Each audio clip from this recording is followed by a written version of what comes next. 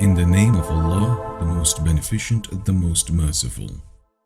أعوذ بالله من الشيطان الرجيم بسم الله الرحمن الرحيم الحمد لله رب العالمين والصلاة والسلام على رسول الكريم وعلى آله وصحبه وسلم بسنة يوم الدين أما بعد رب اشرح لي صدري ويسر لي أمري واحلل عقدة من لساني يفقهوا قولي. Assalamu alaikum wa rahmatullahi wa barakatuh, my dear brothers and sisters in Islam. Our video today is about Zakat. I'm your host, Imam Jawad Ahmed, as we continue in our reword series. Zakat, the word zakat comes from zakah, which means tazkiyah or purification. Zakat usually implies zakatul mal, the money. You see, my dear brothers and sisters in Islam, Islam is built on purification, as we've been talking in many of these videos, that we purify our body, we purify our mind, we purify our clothes, and we're also supposed to purify our wealth, our money. And zakat is one of the pillars of Islam.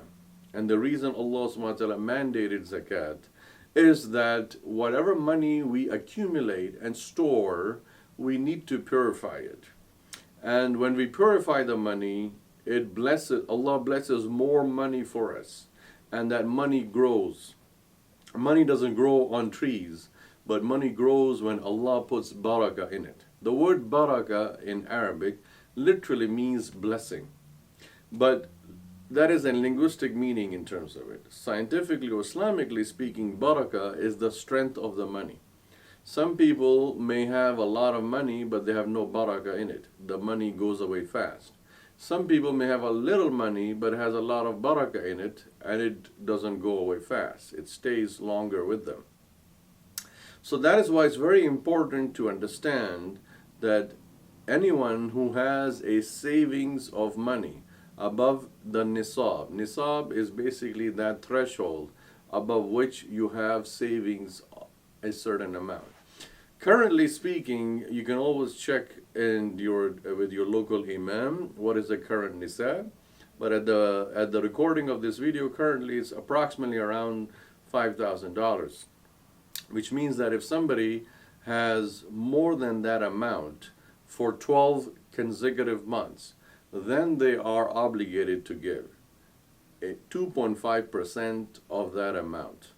So if you have like $5,500 as a saving somewhere, you are to give 2.5% of that $5,500.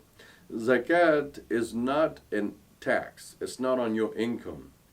A lot of people have misconceptions, especially after conversion. New Muslims, they think that they have to give zakat on whatever they earn. No. It is on the savings. So if somebody is poor and they don't have any savings at all, whatever they earn, they spend. They're not eligible to give zakat. That's why zakat, the pillar of Islam, zakat, is only applicable on the rich people or people who are semi-rich, medium rich, in the sense that they have savings on the side somewhere, money that they're not going to touch or they don't touch at all. And therefore, they have to give on that savings 2.5%. Second thing is that if that savings that they have is only for a few months, then they don't have to give zakat also, because it has to be 12 whole months, a whole calendar year. So let's say somebody saves some money in this month and the next month, but the third month or the fourth month, they have to use that savings. So now the money goes down. So obviously at the end of the 12 months, they don't have to give zakat on it, because whatever they saved, they used it before the end of that calendar year, the 12 months. So what it really means, zakat, is money that is saved off for a whole year, for 12 consecutive months. You did not touch that money, you did not use it, it was stashed off, staved off somewhere, and then when a year passed on it, then you give 2.5%. Now, a lot of times people try to give it in Ramadan to get more ajr. You can give zakat any month, any time when 12 months, are complete on that money, on that savings, you have to give it. But a lot of times people try to do it in Ramadan, so they use their calendar month, so to speak, from Ramadan to Ramadan. So from last Ramadan until this Ramadan, if you have a savings of 5,000 or more somewhere, then this Ramadan you would give 2.5% of that. But you can give any time during the year. You don't have to give zakat all in one shot, in one installment. You can break it down into monthly installments. Once a whole year has passed on that savings, 12 months have passed on that savings, then you can give the 2.5% of that. So therefore, for example, it's like $25 of $5,000 if you're giving zakat on that, so to speak. Actually, $12.5, so to be. So that amount of money of zakat can be given in one shot, in one amount, or it could be broken up into several different months gradually. One thing has to be understood is that zakat is a fard. We cannot delay giving zakat. I can't say that, okay, I'll give it next year and I'll compound it. I'll just give double next year. No, zakat is an ibadah, it's a worship, it's an act of charity, and it's compulsory, it's obligatory. So it cannot be delayed. There's another thing that's called sadaqah. Sadaqah is voluntary, and it is not fard, it's not compulsory. So sadaqah has no fixed amount, has no fixed stipulation. You can give sadaqah however you want, how much you want, whenever you want, wherever you want. It could be $1, it could be $10, it could be $1,000. It's up to you what you want to give sadaqah. Sadaqah literally means voluntary charity. You can give $1 every day a sadaqah. You can give $1 every month a sadaqah. That is something that is optional. It's totally upon you. Whenever you want to give it, however you want to give it. It's not mandatory. What is mandatory and obligatory is zakat, and that is also if you have a savings. So let's say you have a savings that's less than the threshold amount. You always save every month, but in a year you only save up to 2,000 or 3,000 at the max. You don't go more than 3,000. Do you have to give zakat on that? No, because you are not reaching that amount that makes the Nisab, that benchmark, which requires giving zakat. So if a person saves money a little bit every month, and in a year they only save amount that is less than that benchmark of 5,000, then they are not obligated to give zakat, but they can give sadaqah. And remember, brothers and sisters in Islam, this is zakat on savings, but for sisters, if you have gold and jewelry, that is also counted in terms of your assets, in terms of your savings. So there is zakat on that also, if a year passes on that when it's in your possession.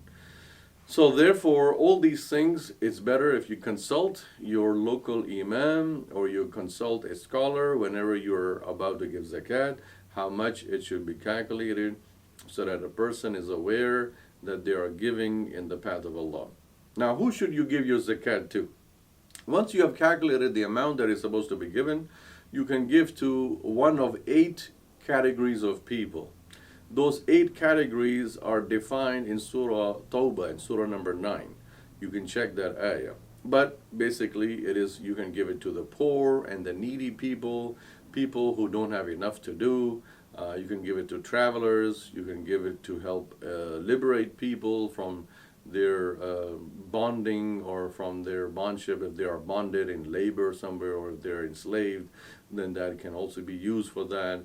It can also be helped to pay the tuition fees of young people who are poor and need money. It can be given to help someone get married, or it can be given to just buy groceries for people.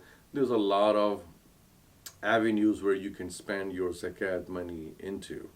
And remember that the purpose of zakat is to help alleviate poverty.